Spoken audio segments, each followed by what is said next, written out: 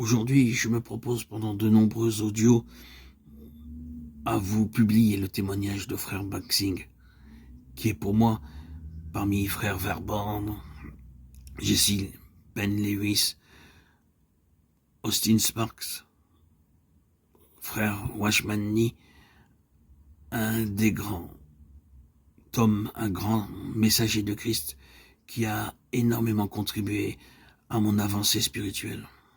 Et je me dois de vous publier son témoignage, qui est d'une beauté et d'une expérience à couper le souffle. Quel grand homme.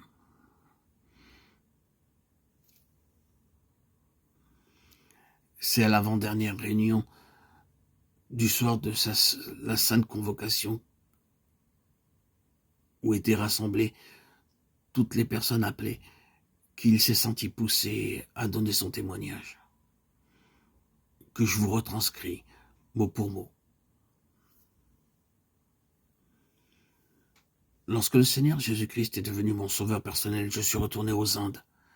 Je suis en effet originaire du nord des Indes. Et j'ai été élevé dans une famille qui pratiquait la religion sikh.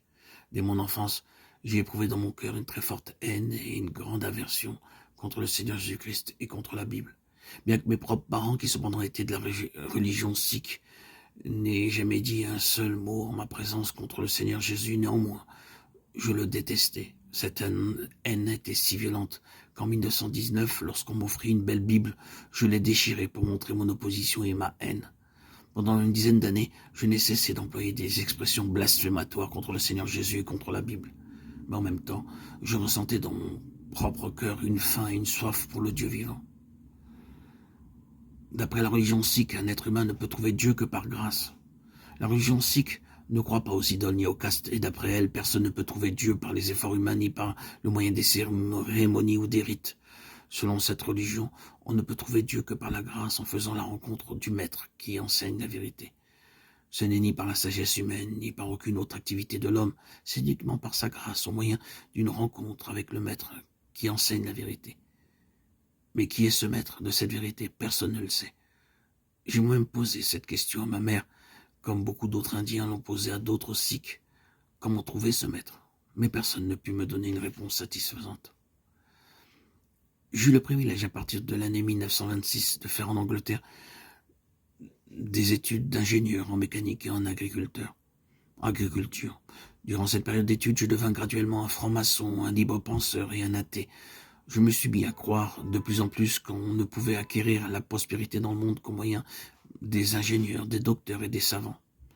Dans le même temps, je devins de plus en plus esclave de toutes sortes de passions, de vices et de pratiques honteuses qui ont cours parmi la jeunesse.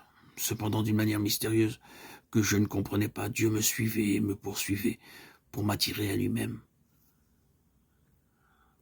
Car je connaissais au fond de mon cœur la soif que j'avais de rencontrer Dieu un jour. Vous me chercherez et vous me trouverez, si vous me cherchez de tout votre cœur. Jérémie 29, 13. Jésus-Christ est le même hier et aujourd'hui et éternellement. Hébreux 13, 8. Le Seigneur emploie toutes sortes de moyens pour nous attirer à lui, à son heure et par son propre chemin. Car mes pensées ne sont pas vos pensées, vos voix ne sont pas mes voix, dit l'Éternel. Ésaïe 55, 8. Maintenant, rétrospectivement, je puis voir comment Dieu a utilisé toutes sortes de moyens très simples pour m'attirer à lui. En 1928, je pus bénéficier de 3 mois de vacances du fait de mes études. À ce moment-là, je m'étais informé quant à la façon de passer mes vacances.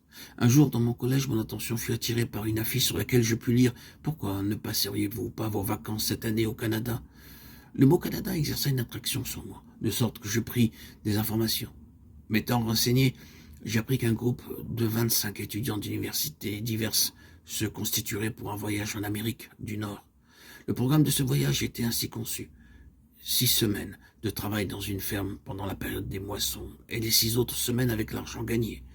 On pourrait faire du tourisme. Ce prospectus reçut mon assentiment. Aussi, je m'inscrivis et versai un compte à valoir sur le prix du voyage.